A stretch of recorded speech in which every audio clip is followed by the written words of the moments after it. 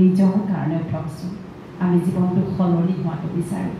সকলো দুখ অশান্তি হতাশাৰ পৰা মুক্ত হোৱাটো বিচাৰোঁ পৰিয়ালক ভাল পালনা দিবলৈ বিচাৰোঁ নহয় জানো আমি কিমান ভাল বিচাৰোঁ আমাৰ সংকল্প কিমান বেছি আমি ভাল বিচাৰোঁ সকলোৰে ভাল হওক মোৰ পৰিয়ালৰ ভাল হওক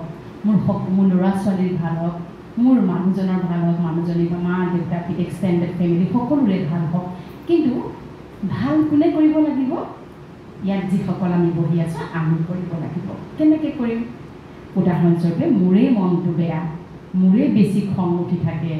ময়ে অকথ্য কওঁ ময়ে গালি গালাজ কৰোঁ তেনেস্থলত মই বিচাৰি আছোঁ যে মোৰ পৰিয়ালটো ভাল হওক ল'ৰা ছোৱালী ভাল হওক সকলো শান্ত হওক ঘৰখন ভাল হওক হ'ব জানো নহ'ব ন এতিয়া ঘৰখনত চবেই কৈছে ভাত খাওঁ কোনোবাইতো বনাব লাগিব হয়নে এতিয়া যদি আমি নবনাওঁ তেতিয়াহ'লেতো ভাত খাব নাপাব তেতিয়া কি কৰিম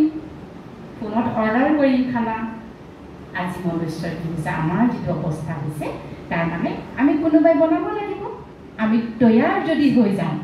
তেন্তে আমাৰ দ্বাৰা কি নিৰ্মাণ হ'ব খাদ্য নিৰ্মাণ হ'ব আৰু সেই খাদ্য সকলোৱে খাব পাৰিব আৰু যদি মই নবনাওঁ বুলি কৈ দিওঁ তেতিয়া কি কৰিব আমি তেতিয়া কি কৰিব লাগিব মই যদি নবনাওঁ মই নিৰ্মাণ নকৰোঁ বুলি যদি ভাবোঁ মই নিজকে সলনি নকৰোঁ বুলি যদি ভাবোঁ তেতিয়া কি হ'ব বাৰু তেতিয়া আমি আনৰ পৰা হাত পাতিব লাগিব মোক ৰেচপেক্ট দিয়া মোক সন্মান দিয়া মোক মৰম দিয়া মোক প্ৰেম দিয়া মোক চব দিয়া আজি মনুষ্যৰ এইটো দশা হৈছেনে বাৰু ক'ৰবাত যদি অকণমান অসন্মান যেন অনুভৱ হয় অকণমান যদি কিবা এটা 19-20 হয় তাতে অসন্তুষ্টতা তাৰমানে মই বিচৰা ধৰণে হোৱা নাই পৰিয়ালৰ কথাই কৈছোঁ কাৰণ পৰিয়ালটো আমাৰ প্ৰথম সমাজ হৈছে আমাৰ পৰিয়াল যে পৰিয়ালত মই বিচাৰিছোঁ মোৰ মানুহজনে এনেকুৱা হওক মই বিচাৰিছোঁ মোৰ মানুহজনী এনেকুৱা হওক কেনেকুৱা হওক শান্ত হওক সুখী হওক আনন্দস্বৰূপ হওক ক্ষমাশীল হওক ক্ষমাদায়ী হওক কিন্তু এই হকটো প্ৰথমতে মই হৈ ল'ব লাগিব মই যদি হৈ যাওঁ মই এটা সৰু উদাহৰণ দিওঁ দুখন গাড়ী চলি আছে ৰাস্তাত এখন হাই স্পীডত আছে এখন ল' স্পীডত আছে কিন্তু হাই স্পীডৰ যিজন ড্ৰাইভাৰ তেওঁ কি কৰিছে জানি বুজি এই লাহে লাহে যোৱা গাড়ীখনক ডিষ্টাৰ্ব কৰি আছে মাজে মাজে লগাই দিব ধৰে লগাই নিদিয়ে কিন্তু লগাই দিব ধৰে আচ্ছা তেতিয়া শান্ত স্থিৰত থাকি যিজনে ড্ৰাইভাৰজনে যিজন শান্তশীল ড্ৰাইভাৰ তেওঁ কি কৰিলে তেতিয়াহ'লে ই যদি মোক এনেকুৱা কৈছে ময়ো তাক তেনেকুৱা কৰিম দুইজনৰ মাজত ৰেচ আৰম্ভ হৈ গ'ল হয়নে তাৰপিছত তাৰ ৰিজাল্টটো কেনেকুৱা হ'ব পাৰে বাৰু হয়তো কোনোবা এজন ঘাইল হ'বলগীয়া অৱস্থা হ'ব পাৰে নতুবা পুলিচে তেওঁলোকক ধৰিব এই ঘৰত যে চলি আছোঁ এই যে আমিবিলাক একোখন গাড়ী কিয় আমাৰতো আত্মাৰ প্ৰথম পাঠ মনত আছেনে মই আত্মা ড্ৰাইভাৰ নহওঁতে গাড়ী নচলিব মনত আছেনে প্ৰথম পেজ গতিকে আমি সেইখন গাড়ীহে এতিয়া ময়ে যদি স্পীডত চলাওঁ তেওঁ স্পীডত চলাই আছে কোনেও কাকো মই চান্স নিদিওঁ এজনে এজনক অভাৰটেক কৰিবলৈ চেষ্টা কৰি আছোঁ এজনে এজনক কিবা কৰি খুন্দা মাৰিবলৈ চেষ্টা কৰি আছোঁ সেইখন সংসাৰ চলিবনে বাৰু চলিব দেখাত চলিব কিন্তু ভিতৰি ঘাইল হওঁ আমি ঘাইল হওঁ ন কিন্তু আমি যে মানসিকভাৱে ঘাইল হওঁ ক'ত ৰিপৰ্ট কৰিম ফিজিকেলি ঘাইল হ'লে পুলিচক ৰিপৰ্ট কৰিম ই মোক ফিজিকেলি ঘাইল কৰিছে এতিয়া যে মানসিকভাৱে ঘাইল কৰি আছোঁ এজনে আনজনক ক'ত ৰিপৰ্ট কৰিম কোনে ল'ব আমাৰ ৰিপৰ্ট ল'বনে ক'ব সেই ই পগলা বা পাগলী বুলি ক'ব হয়নে মানসিক ঘাইলটো আমাক কোনেও ৰিপৰ্টটো নল'ব মানুহে ক'ব ইহঁতৰ মানুহে কি ক'ব মানুহক যদি শুনোৱাবলৈ যাওঁ তেন্তে কি হ'ব আৰু আমাৰ গৃহকণ্ডল বহাৰ সম্ভাৱনা আছে কিয় কাৰণ ক'ব মানে আমি কি কেনেকুৱা ধৰণৰ ছাজেশ্যন দিম এডভাইচ দিম যে তোক যদি এনেকুৱা কৰিছে তইও এনেকুৱা কৰ হয়নে আৰু এইবিলাক কৰোঁতে আজি আমাৰ কি হৈছে আমাৰ সমাজত কি বাঢ়িছে অন্যায় অবিচাৰ ষড়যন্ত্ৰ কনস্পাইৰেচি ইমান বেছি বাঢ়িবলৈ আৰম্ভ কৰিছে দুৰ্গন্ধময় হৈ গৈছে সমাজৰ বাতাবৰণ আৰু যি বাতাবৰণত আমি শ্ৰেষ্ঠ হৈ আমি পৰম স্নেহী হৈ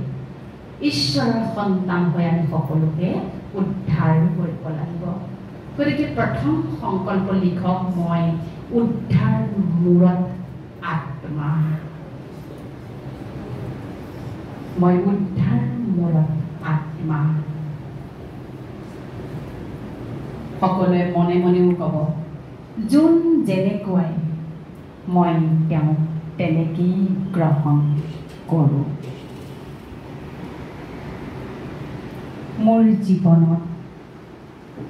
থকা প্ৰতিটো সম্বন্ধ মধুৰ আৰু একত্ৰ।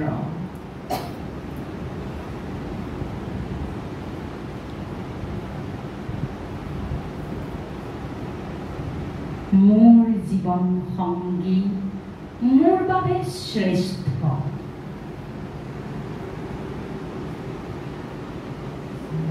সকলোৱে নিজৰ নিজৰ জীৱন সংগীৰ মুখমণ্ডল মনত পেলাওক। অন্তঃকৰণৰ পৰা আশীৰ্বাদ দিয়ক, তুমি যেনেকৈ মোৰ বাবে শ্ৰেষ্ঠ।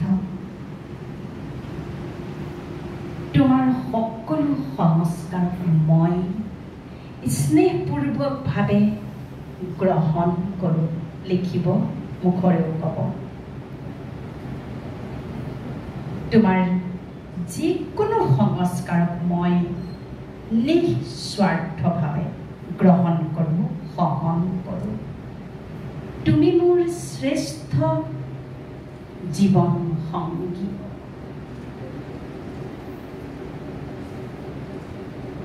স্বামী স্ত্ৰী, স্ত্ৰীয়ে স্বামীৰ মুখমণ্ডল মনত পেলাই ক'ব, তুমি যেনেকৈ মোৰ প্ৰিয় জীৱন সংগী। আমি যুগে যুগে বান্ধ খাই আহিছোঁ। বহু পবিত্ৰ সংকল্পৰ বিনিময়ত আজি আমি স্বামী স্ত্ৰী হিচাপে একেলগে সহবাস কৰি আছোঁ। এয়া মোৰ পৰম ভাগ্য। লগতে সকলোৱে নিজৰ নিজৰ স্বামী স্ত্ৰীৰ মুখমণ্ডল মনত পেলাই ক'ব, তুমি পৰম সৌভাগ্যশালী, তুমি পৰম ভাগ্যশালী, তুমি নিৰাকাৰ ঈশ্বৰৰ ভগৱানৰ সন্তান, তুমি শান্ত স্বৰূপ। লাগিলে নহওক এই শান্ত,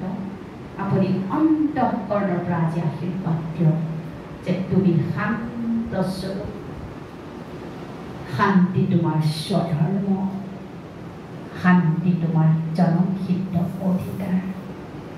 তুমি শান্তিৰ সাগৰ, ঈশ্বৰৰ কোলাত তুমি পালন পাই আছা। তুমি মোৰ পৰম সহযোগী,